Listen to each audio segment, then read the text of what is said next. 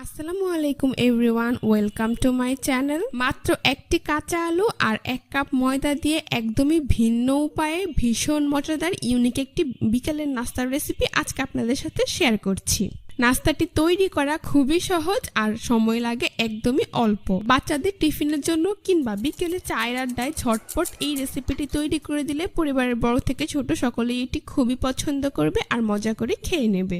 এই রেসিপিটি তৈরি করার জন্য প্রথমে এখানে আমি একটি বড় সাইজের কাঁচা আলু নিয়েছি। এবার একটি পিলার দিয়ে খুব ভালো করে আলুর খোসা আমি ছাড়িয়ে নিচ্ছি।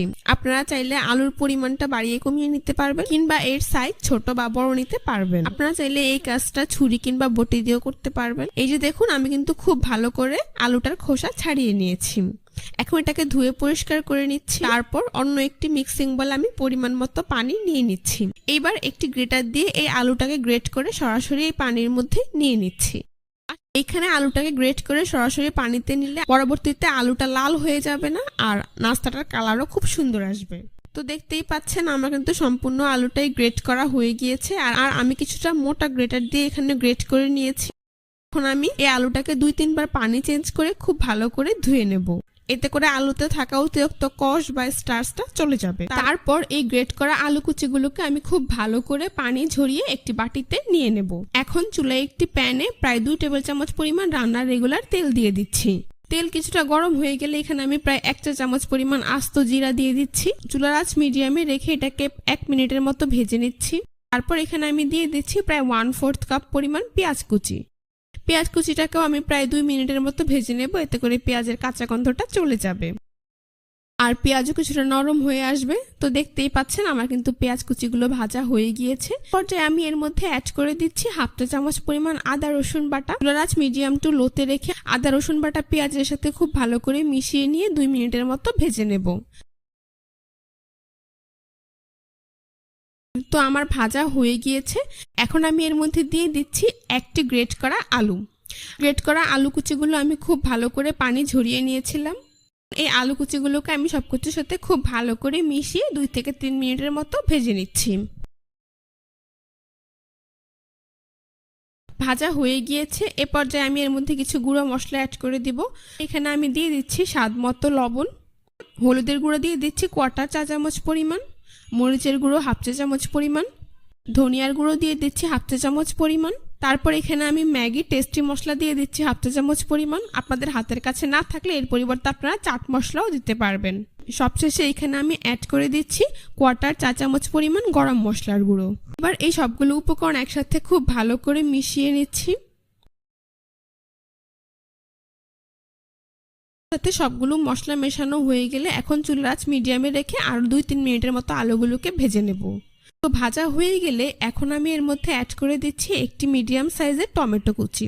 টমেটো কুচিটাকেও সবকিছুর সাথে খুব ভালো করে মিশিয়ে নিচ্ছি। মেশানো হয়ে গিয়েছে। এবার এখানে আমি দিয়ে দিচ্ছি 3 থেকে 4টি কাঁচামরিচ কুচি। কাঁচামরিচটাকেও সবকিছুর সাথে খুব ভালো করে মিশিয়ে নিচ্ছি। এখন চুলার আঁচ একদম লোতে করে দিয়ে একটি ঢাকনা দিয়ে ঢেকে এটাকে এভাবেই রান্না করব প্রায় 7 থেকে 10 মিনিটের মতো।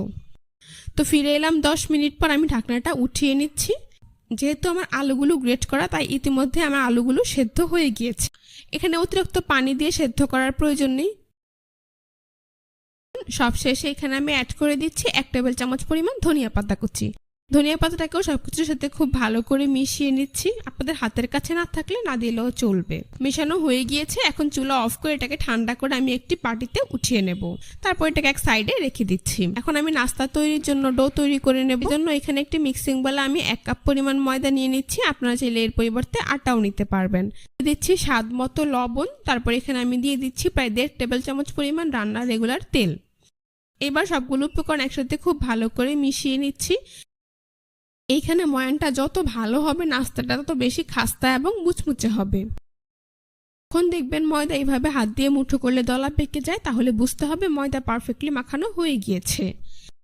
এখন আমি এর মধ্যে অল্প অল্প করে পানি অ্যাড করে একটি সফট ডো তৈরি করে নিচ্ছি। এখানে আমি নর্মাল টেম্পারেচারের পানিটাই ব্যবহার করেছি। আপনারা চাইলে কুসুম গরম পানি দিয়েও এখানে ডোটা তৈরি করে নিতে পারবেন। তো দেখতেই পাচ্ছেন অল্প অল্প করে পানি অ্যাড করে আমি কিন্তু একটি ডো তৈরি করে নিয়েছি। এখন আমি এর উপর সামান্য পরিমাণ তেল মাখিয়ে ঢাকনা দিয়ে ঢেকে এটাকে রেস্টে রেখে দেবো 15 থেকে 20 মিনিটের জন্য।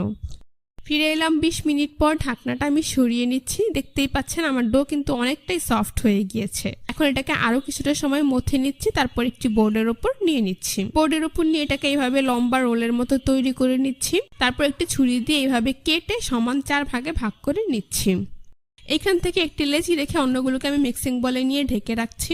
এইবার এই লেচিটাকে এইভাবে গোল বলের মতো তৈরি করে নিচ্ছি। তারপর হাত দিয়ে এইভাবে চেপে চ্যাপটা করে উপরে পরিমাণ মতো ময়দা দিয়ে দিচ্ছি। উপরে পরিমাণ মতো ময়দা ছিটিয়ে মোটামুটি পাতলা একটি রুটি তৈরি করে নিচ্ছি। এইখানের রুটিটাকে খুব বেশি ভারী করে ফেলা যাবে না, নর্মাল রুটির থেকে কিছুটা পাতলা করেই রুটি তৈরি করে নিতে হবে। তো দেখতেই পাচ্ছেন আমার রুটি তৈরি করা হয়ে গিয়েছে আর এর পুরুত্ব ঠিক এমন হয়েছে। এখন এরকম একটি স্কেলের সাহায্যে সমান করে এর 3 পাশ আমি একটি ছুরি দিয়ে এইভাবে কেটে নিচ্ছি।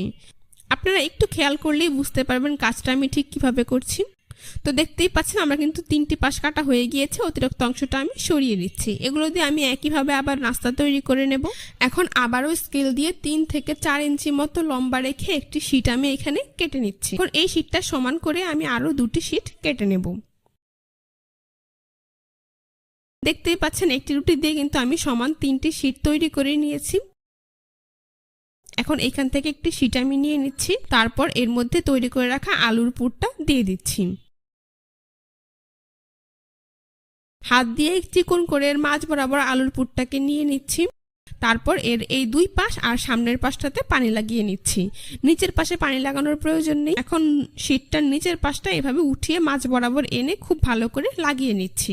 2 পাশ খুব ভালো করে চেপে দিতে হবে, 2 পাশ এভাবে খুব ভালো করে চেপে দিতে হবে। এখন এটাকে একইভাবে আবারও এভাবে ধরে ফোল্ড করে দিতে হবে। যেহেতু এই পাশে আমি আগেই পানি লাগিয়ে নিয়েছিলাম, তাই নাস্তাটি সিল করতে এখন সুবিধা হবে। নাস্তাটির এই পাশটা খুব ভালো করে এইভাবে চেপে সিল করে দিতে হবে, তা না হলে নাস্তাটা ভাজার সময় খুলে যেতে পারে। একটি কাঁটা চামচ দিয়ে এর 2 পাশে এভাবে চেপে সুন্দর ডিজাইন করে দিচ্ছি। এতে করে নাস্তাটি দেখতে যেমন সুন্দর হবে আর এর 2 পাশ খুব ভালোভাবে সিল করাও হয়ে যাবে। দেখতেই পাচ্ছেন কত সহজেই কিন্তু আমি একটি নাস্তা তৈরি করে নিয়েছি। এখন এটা একটি প্লেটে উঠিয়ে নিচ্ছি। এভাবে আমি সবগুলো নাস্তা তৈরি করে নিয়েছি। এখন নাস্তাগুলোকে ভেজে নেব। সেই জন্য চুলায় একটি প্যানে পরিমাণ মতো তেল দিয়ে তা মিডিয়াম হিটে গরম করে নিয়েছি। এবার গরম তেলে একে একে নাস্তাগুলোকে দিয়ে দিচ্ছি। নাস্তাগুলোর এক পাশ ভাজা হয়ে গেলে এগুলোকে আমি উল্টে দিচ্ছি।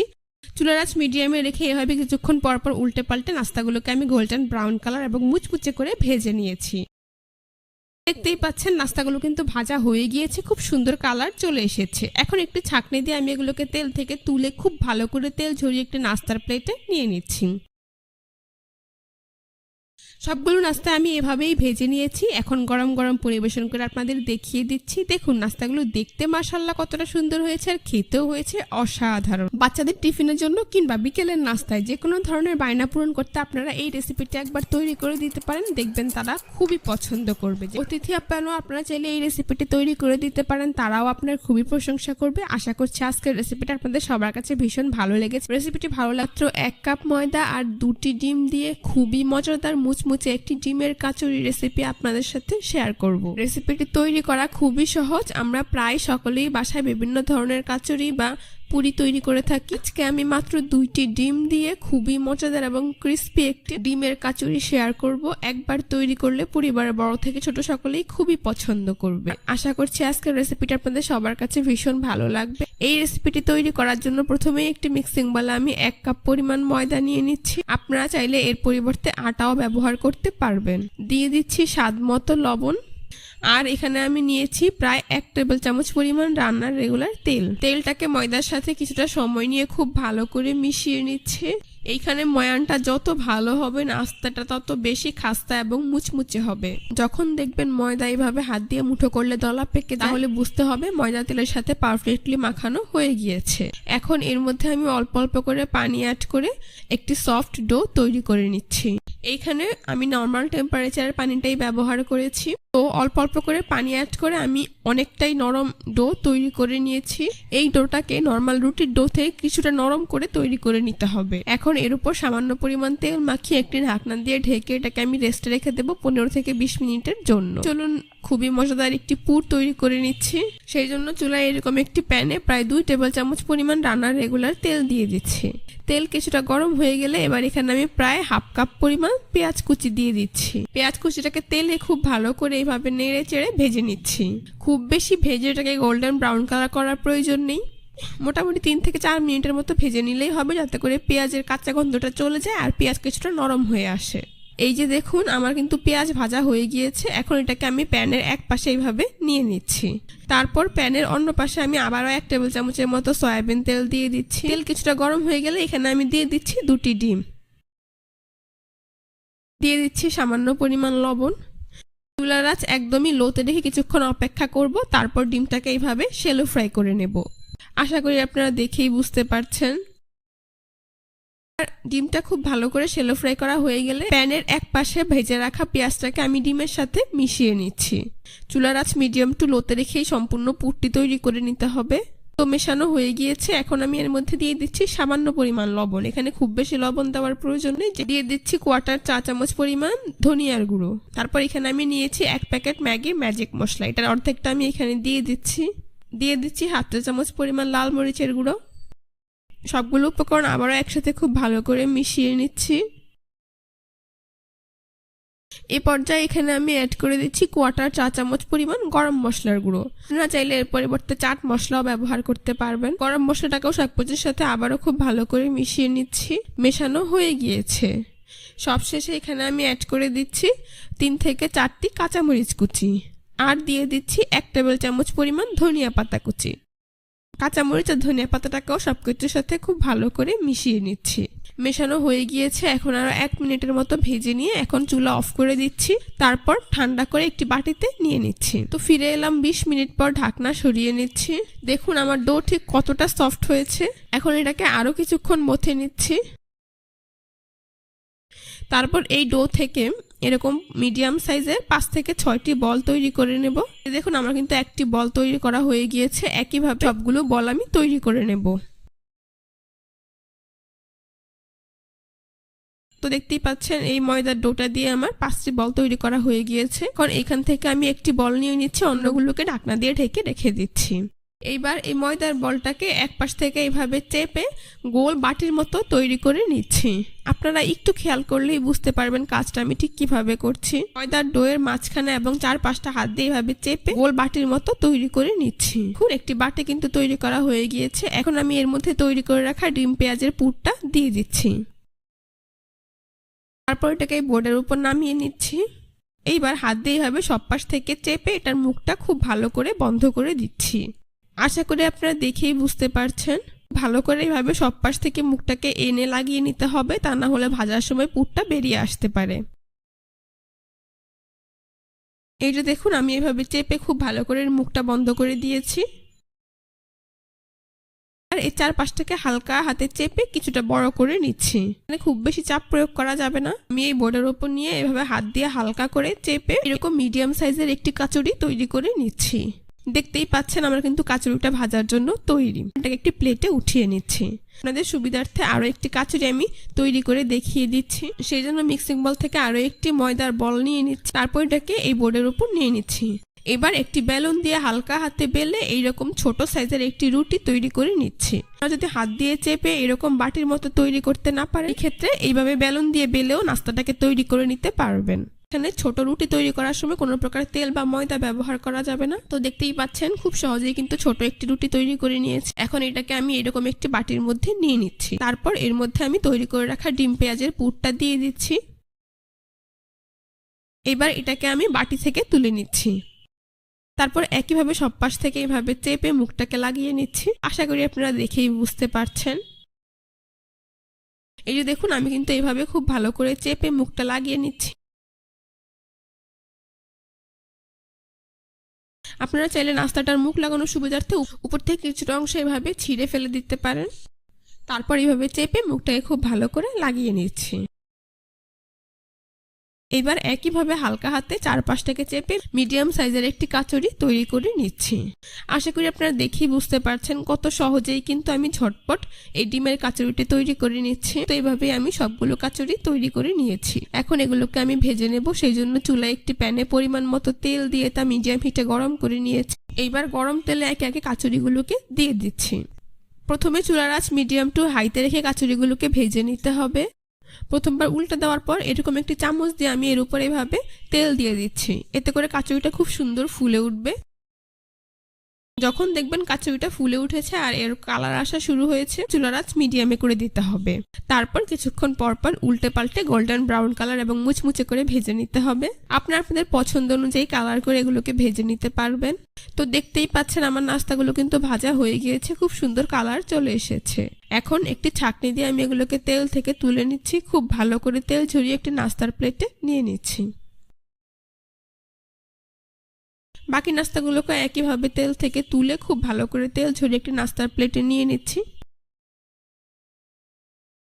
এখন পরিবেশন করে আপনাদের দেখিয়ে দিচ্ছি। দেখুন নাস্তাগুলো দেখতে মাশাআল্লাহ কতটা সুন্দর এবং ফুলকো হয়েছে, খেতেও হয়েছে অনেক বেশি মজাদার। একবার বাসায় তৈরি করলেই দেখবেন পরিবারের বড় থেকে ছোট সকলেই বারবার এটা খেতে চাইবে। বাচ্চাদের টিফিনের জন্য কিংবা বিকেলে চায়ের আড্ডায় কোনো ঝামেলা ছাড়াই তৈরি করে নিতে পারবেন। আর নাস্তাটি তৈরি করা খুবই সহজ, উপকরণগুলো আমাদের হাতের কাছে সবসময় থাকে। আশা করছি আজকের রেসিপিটা আপনাদের সবার কাছে ভীষণ ভালো লেগেছে। রেসিপিটি ভালো লাগলে অবশ্যই আমার চ্যানেলটি সাবস্ক্রাইব করবেন, পাশে থাকা বেল বাটনটি অন করে দেবেন। সবাই ভালো থাকবেন, সুস্থ থাকবেন। আল্লাহ হাফেজ।